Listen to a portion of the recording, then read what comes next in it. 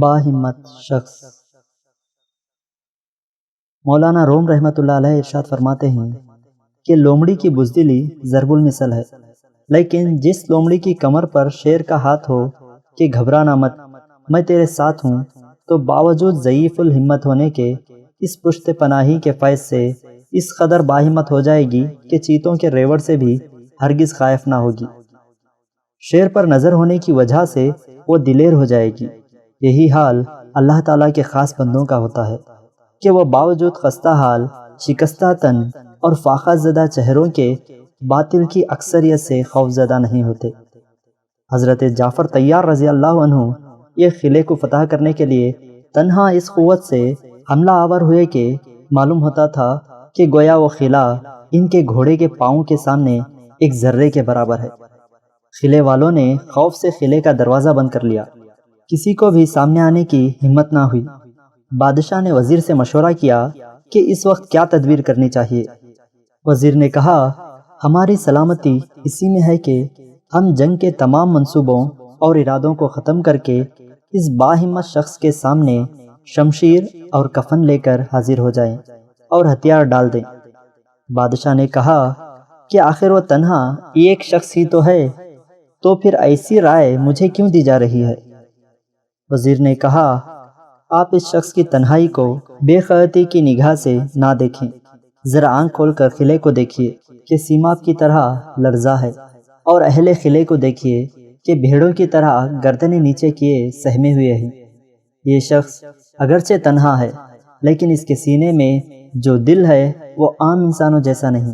اس کی اعلیٰ ہمتی دیکھیے، اتنی بڑی مسلح اکثریت کے سامنے تنہا شمشیر برہنہ لیے کس ثابت قدمی سے اور فاتحانہ انداز سے اعلان جنگ کر رہا ہے۔ اللہ اکبر! ایسا معلوم ہوتا ہے کہ مشرق و مغرب کی تمام فوجیں اس کے ساتھ ہیں۔ وہ تنہا بجملہ لاکھوں انسانوں کے برابر ہے۔ کیا آپ نہیں دیکھ رہے کہ قلعے سے جو سپاہی بھی اس کے مقابلے کے لیے بھیجا جاتا ہے وہ اس کے گھوڑے کی ٹاپ کے نیچے پڑا نظر آتا ہے؟ جب میں نے ایسی عظیم الشان انفرادیت دیکھ لی ہے تو پھر اے بادشاہ، آپ کو اس اکثریت سے کچھ بھی نہ بن پڑے گا۔ آپ کثرت اعداد کا اعتبار نہ کریں، اصل چیز جمعیت قلب ہے جو اس شخص کے دل میں بے پناہ ہے۔ اس عطائے حق کو تم اس حالت کفر میں ہرگز حاصل نہیں کر سکتے، لہذا فی الحال تمہارے لیے اس کے سوا کوئی چارہ نہیں کہ اس جاں باز مرد مومن کے سامنے ہتھیار ڈال دو اور قلعے کا دروازہ کھول دو، کیونکہ اس کے سامنے ہماری یہ اکثریت بالکل بیکار ہے۔ نگاہ مرد مومن سے بدل جاتی ہیں تقدیریں، جو ہو ذوق یقین پیدا تو کٹ جاتی ہیں زنجیریں۔ مولانا روم رحمۃ اللہ علیہ بعض اقلیت کے سامنے اکثریت کے تعطل اور ضعف کو ان چند مثالوں سے سمجھاتے ہیں۔ بے شمار ستارے روشن ہوتے ہیں، لیکن ایک خورشید عالم تاب کا ظہور سب کو ماند کر دیتا ہے۔ بے شک چوہے ہزاروں کی تعداد میں ہی کیوں نہ ہو، اگر وہاں لاغر و نحیف بلی بھی آ جائے تو وہ چوہوں کی اکثریت غلبہ ہیبت و خوف سے بیک وقت مفرور ہو جاتی ہے۔ اس کی ایک میاؤں کو سنتے ہی ان کے کانوں میں اپنی مغلوبیت کی خوفناک ضربیں گونج اٹھتی ہیں۔ اس کے دانتوں اور پنجوں کی حرکات جابرانہ ان کو راہ فرار اختیار کرنے پر مجبور کر دیتی ہیں۔ اس کی وجہ یہ ہے کہ چوہوں کے سینوں میں جو قلوب ہیں اور بلی کے سینے میں جو دل ہے، اس میں فرق ہے۔ بلی کے دل میں جو جرت اور ہمت ہے وہ چوہوں کے قلوب میں نہیں۔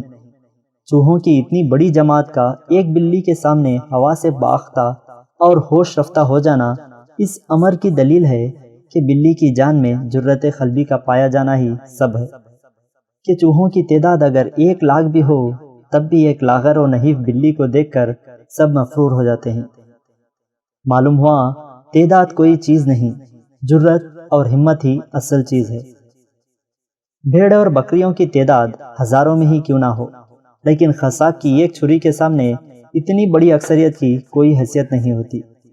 دن کا وقت ہو یا رات کا، ملازمت کا مسئلہ ہو یا کاروبار کا، انسان کے دل و دماغ پر ہزاروں پریشانیاں منڈلاتی رہتی ہیں۔ ان افکار اور حواس کی کثرت پر نیند بیک وقت طاری ہو کر سب کو فنا کر دیتی ہے۔ جنگل میں بڑے بڑے سنگوں والے قد آور اور طاقت رکھنے والے جانور ہزاروں کی تعداد میں پائے جاتے ہیں، مگر اکیلا شیر کتنی دلیری سے حملہ کرتا ہے اور ان پر غالب آ جاتا ہے اور جس جانور کو چاہے ہلاک کر دیتا ہے۔ سبق: جب نصرت الہی پر کامل یقین ہو جائے تو مومن کے دل سے مخلوق کا خوف ختم ہو جاتا ہے۔ انسان دنیا میں بہت سے برے کام مختلف قسم کے خوف کی وجہ سے کرتا ہے۔ اگر خدا کی مدد پر یقین کامل ہو جائے تو انسان لا تعداد برائیوں سے بچ سکتا ہے۔